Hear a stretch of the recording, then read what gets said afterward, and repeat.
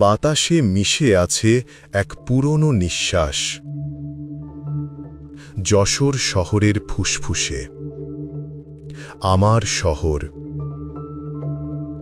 এক সময় ছিল ব্যস্তময়, আজ কেবল অতীতের প্রতিধ্বনি। এই আইটি পার্কে এক সময় ছিল কর্মব্যস্ততার ঢেউ, আজ শুধু নিস্তব্ধতা।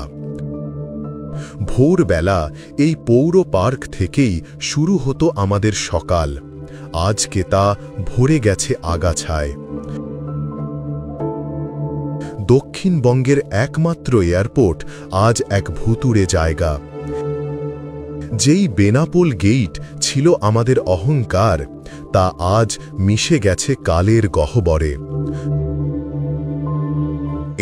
এম কলেজের ক্যাম্পাস, আসাদ গেট আর আমাদের একমাত্র স্টেডিয়ামে যেন একটি পিঁপড়াও খুঁজে পাওয়া কষ্ট। বিকাল হলেই যে বাইপাসে যেতাম, তা যেন আজ ধ্বংসলীলায় বিভোর।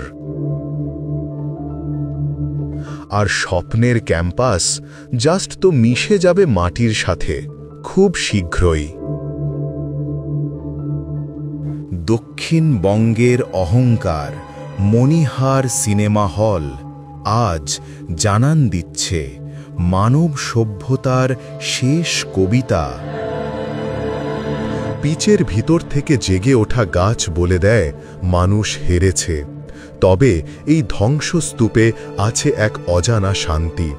পচা মাটির গন্ধ আর ছাদে জন্ম নেওয়া গাছ বলে দিচ্ছে শেষ পর্যন্ত প্রকৃতিই জয়ী হয়।